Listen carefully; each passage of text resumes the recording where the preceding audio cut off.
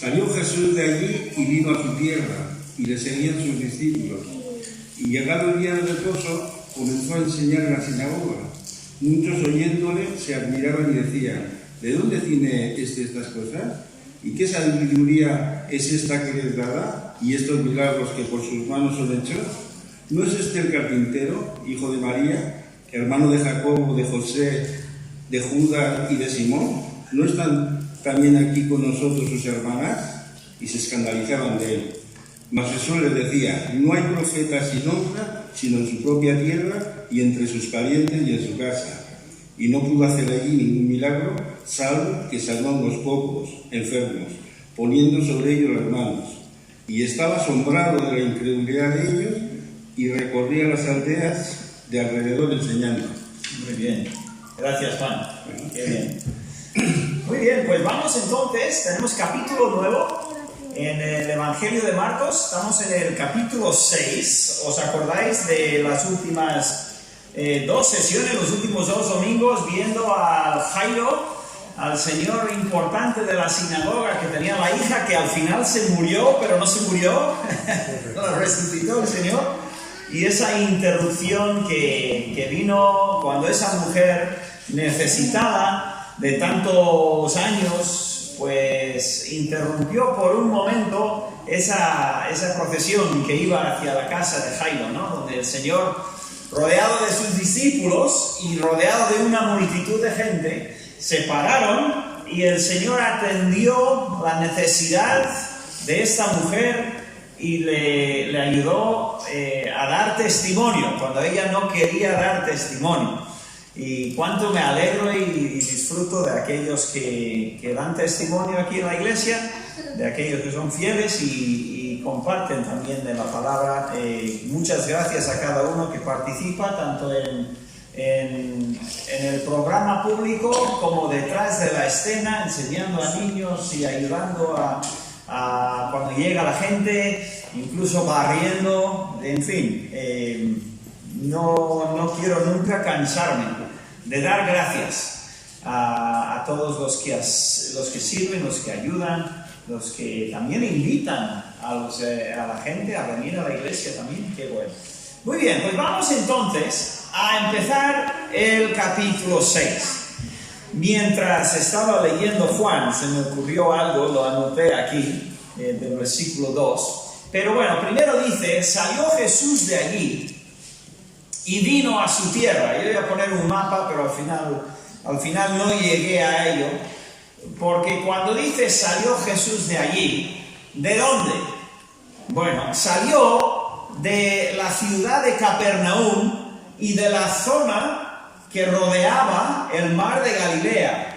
Bien, habían varios pueblos. ¿Os acordáis del Gadareno, del endemoniado? En el capítulo 5 estaba a una parte, al lado, a una orilla del lago. Luego Capernaum está al norte del lago, pero es pueblo costero.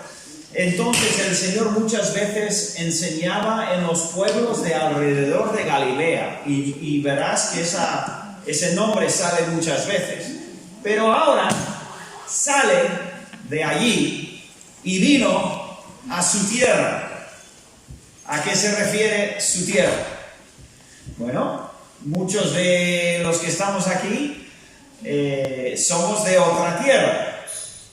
A veces quiere decir de otro país o de otro continente. Pero incluso hay algunos que son de aquí, pero son de Valladolid, por ejemplo, ¿no? Y vuelven de vez en cuando a su tierra, a su pueblo, de donde son. Tenemos el caso de Nico y Alicia, ¿no? Que están ahora en su tierra, por lo menos el de Nico. Alicia no exactamente ahí. Pero bueno, el caso es que el Señor vuelve a Nazaret, ¿vale? Nazaret es su tierra, su pueblo, donde nació. Bueno, no nació en Nazaret, nació en Belén, sí, pero se crió en Nazaret, y a él le conocían no como Jesús de Belén, le conocían como ¿qué? Jesús de Nazaret, porque es ahí donde se crió desde muy niño.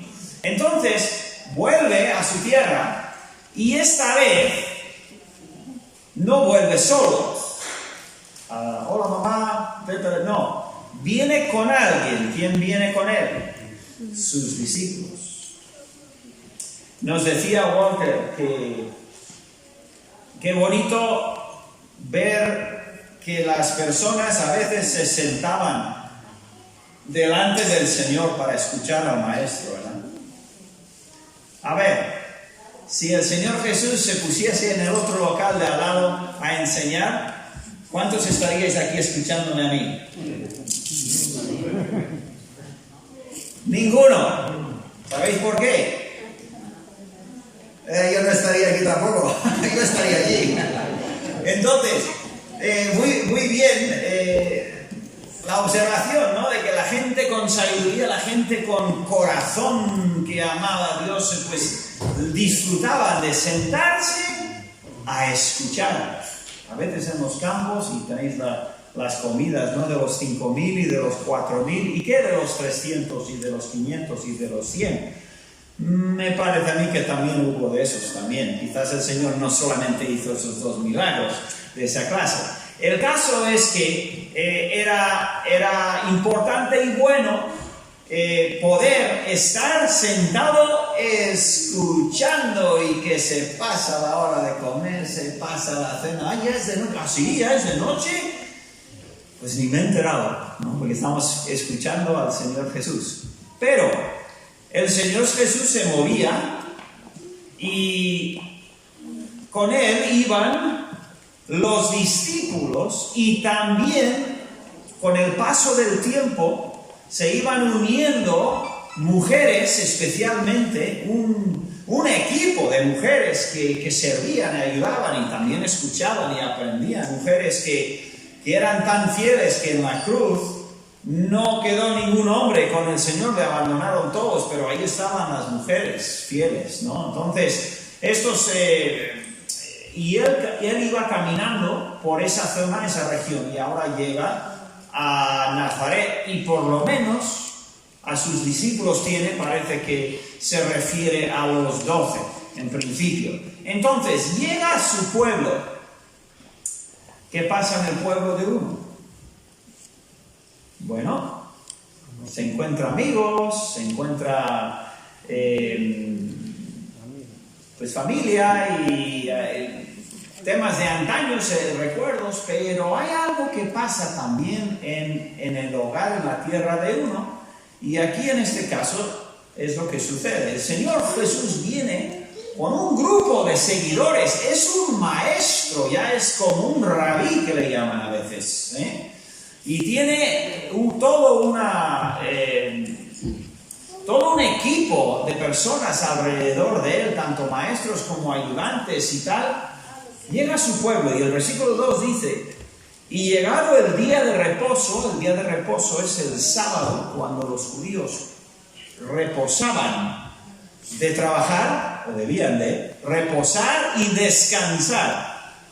Igual que Dios dejó de trabajar en los días de la creación, les dio ejemplo y luego hizo que fuera un mandamiento para el pueblo judío de que el séptimo día no se debía de trabajar.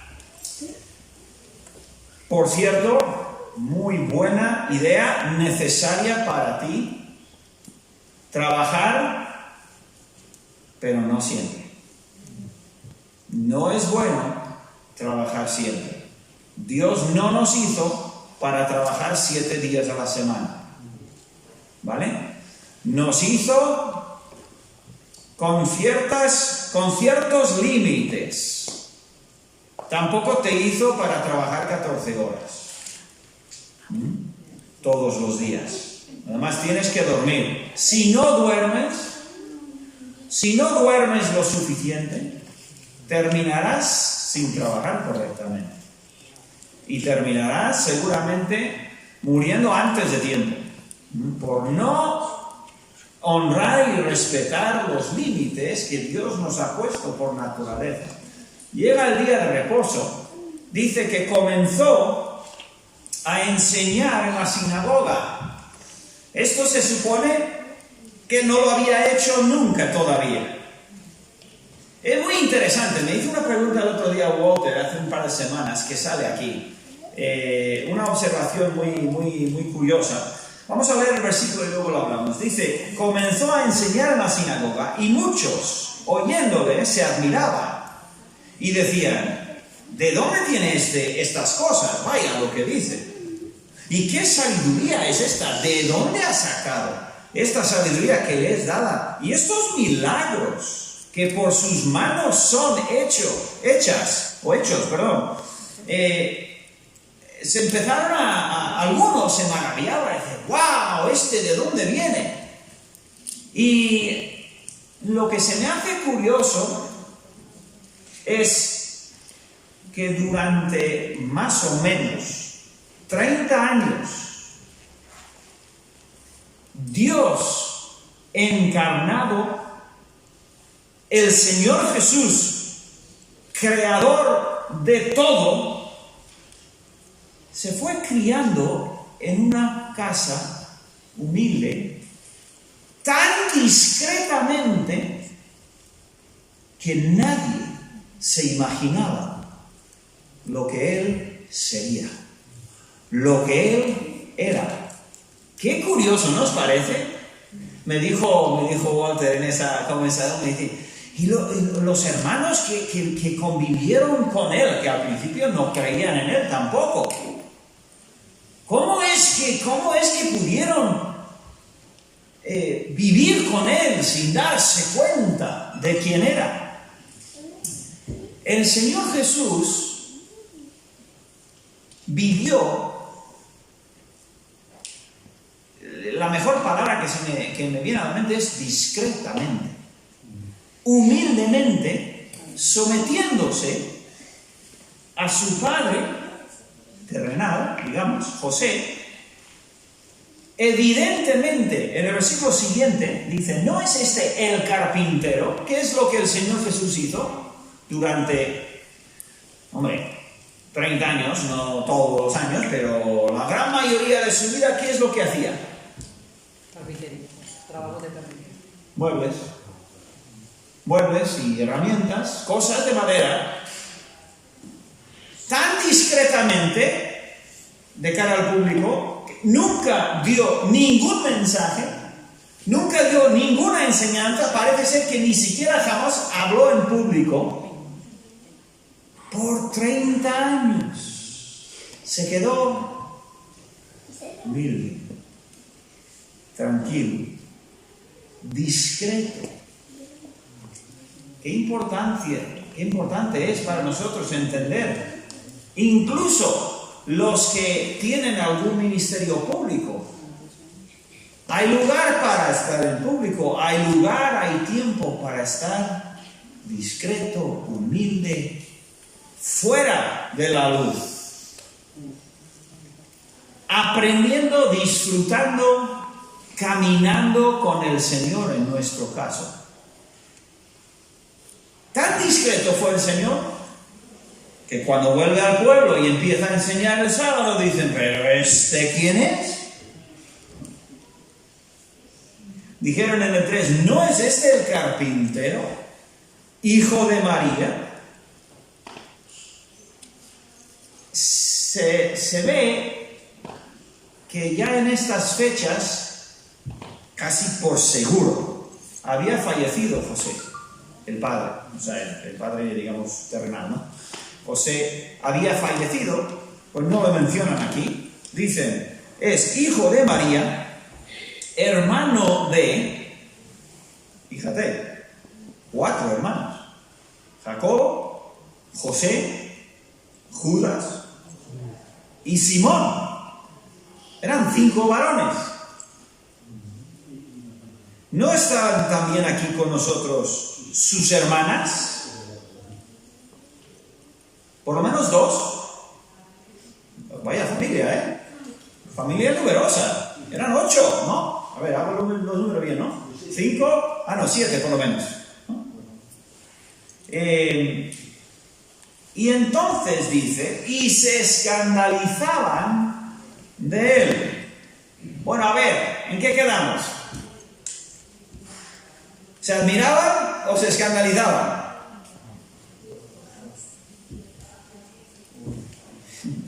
las dos cosas.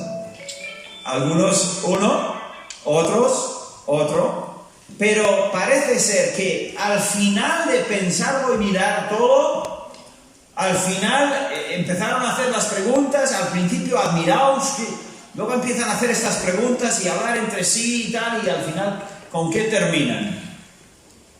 Escandalizados. O sea, a ver, ¿este quién es? ¿Qué se cree que es este? Y la actitud que al principio, si bien fue de admiración y de sorpresa, se volvió un poco ácida, ¿no? La actitud y empezaron a hablar más. ¿Quién es este? ¿Qué cosa, verdad? ¿Por qué sería?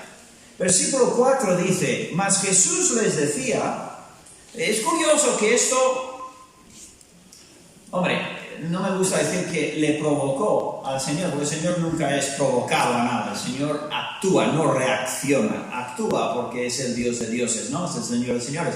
Pero el Señor ve esta actitud en su propia casa, en su propio pueblo, y lo entiende y dice, no hay profeta sin honra, sino en su propia tierra, y entre sus parientes, y en su casa.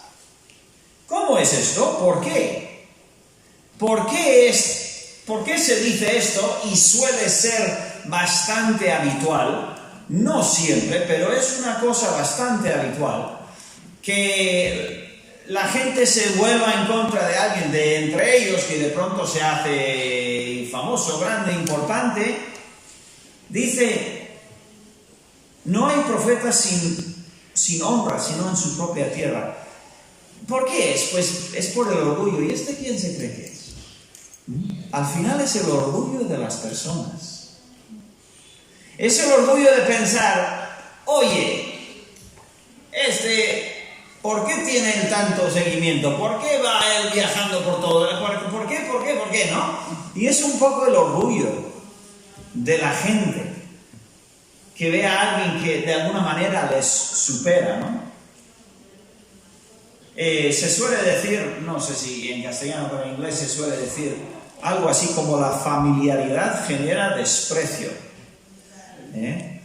Muchas veces los de tu propio hogar, a veces tus, ¿cómo se llaman los que son de tu? Entorno.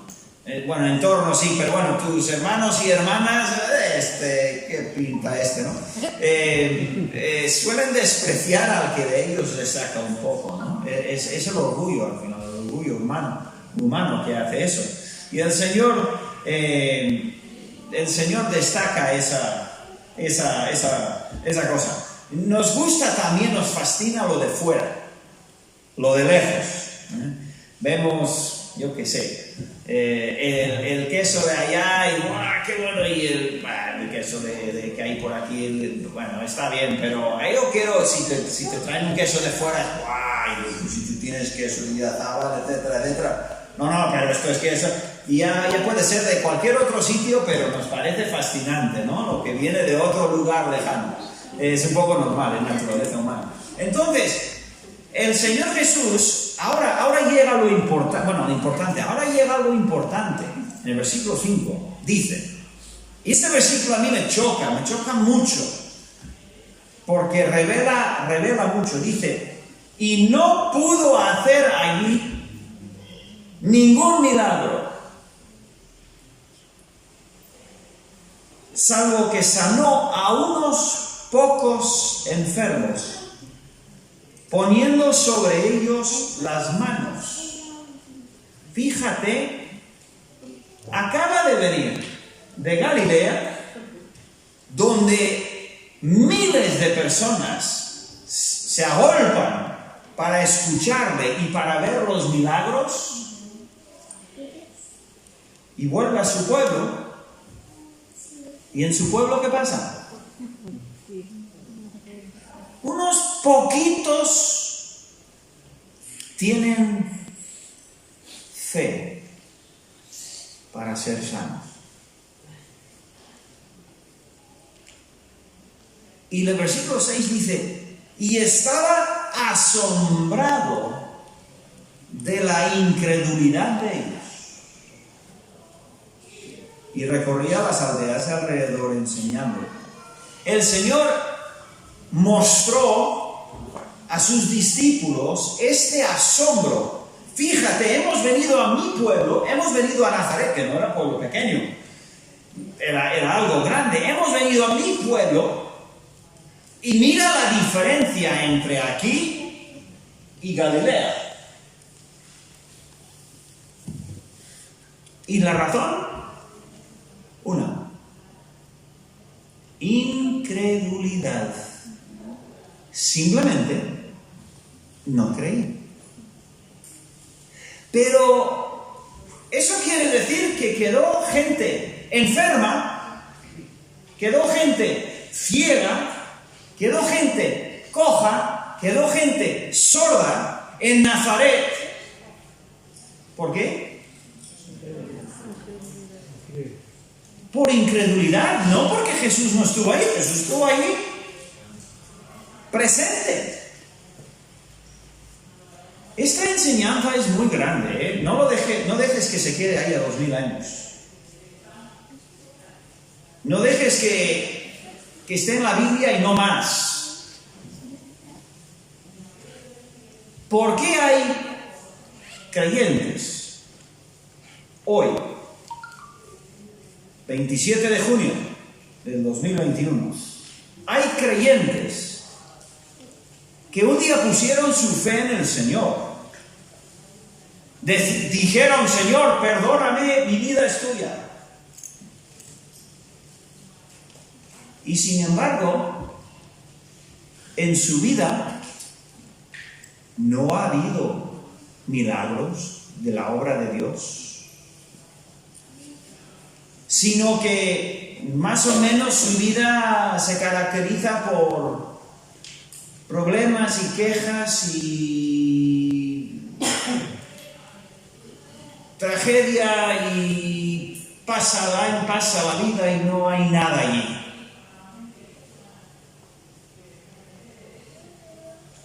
Este pueblo de Nazaret nos enseña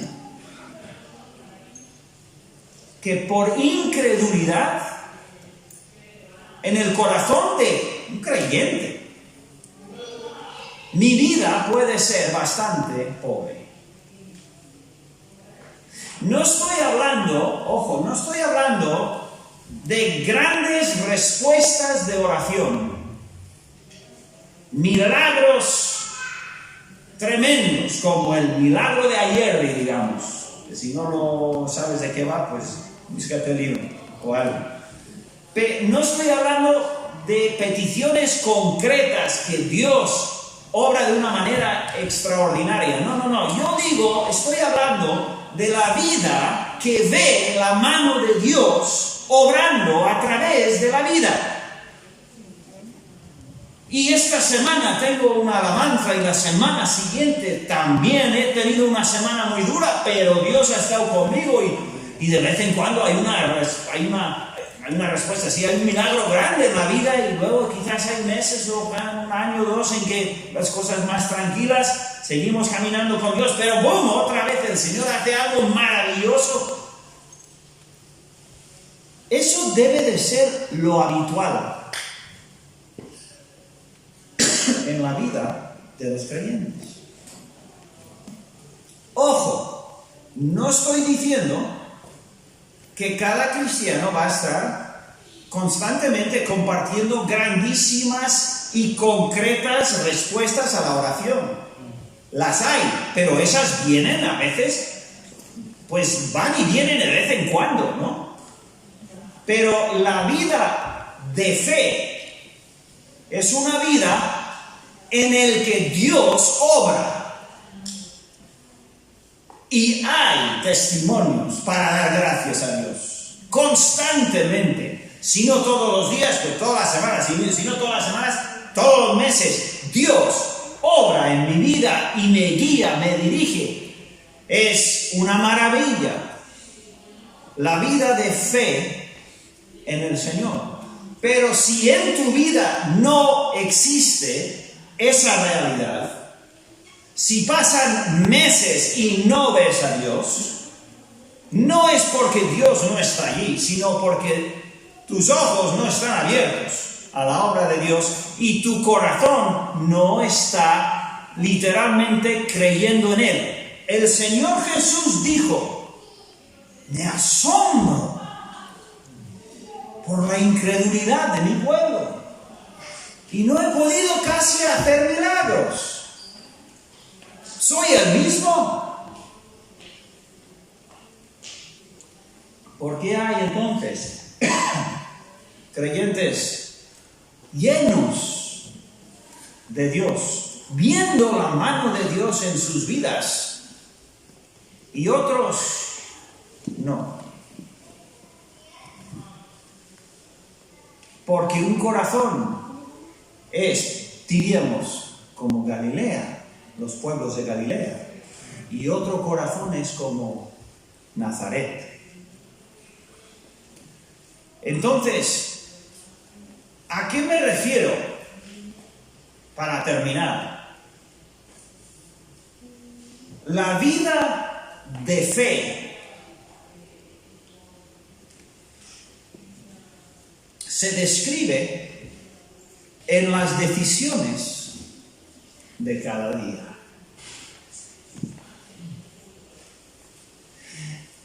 El creyente que no tiene fe ni para abrir la Biblia entre semana, te lo aseguro, va a ser un desierto de la mano de Dios. Tiene justo suficiente fe para mantenerse a flote, digamos. No es realmente cómo funciona, pero el Señor es misericordioso.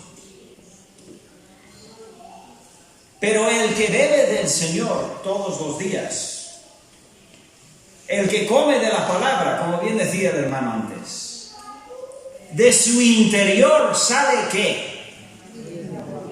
Agua viva. Está hablando de un manantial, que es que no para. El manantial sí o sí saca el agua dulce y buena, y de esa vida. Y en esa vida ves la bendición de Dios de una manera u otra. Puede ser financiera, económica, puede ser de que es que hay tantísimas maneras de que el Señor sabe bendecir a la persona que le ama y que tiene fe.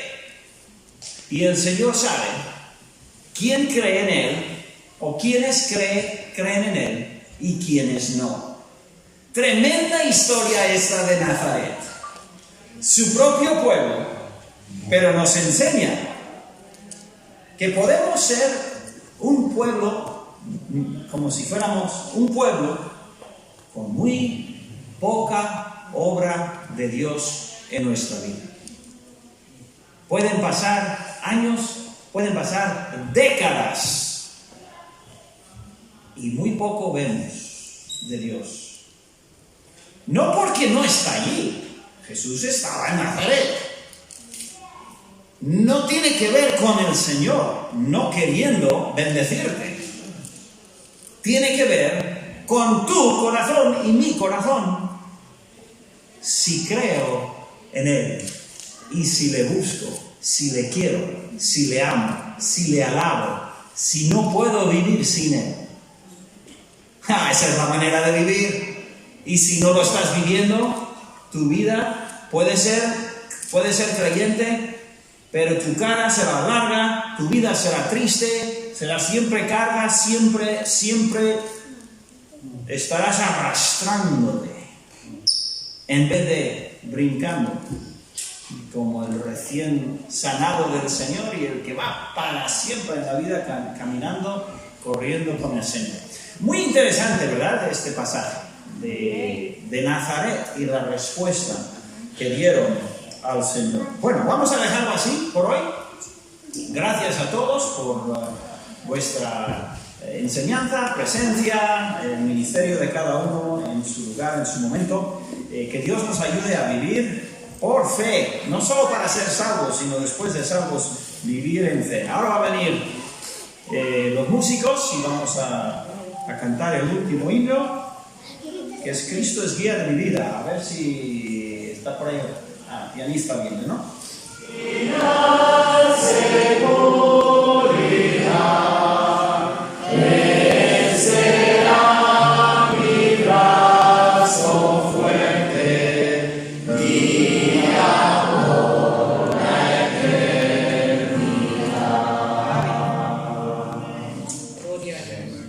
Vamos a leer juntos el versículo Salmo 32:8.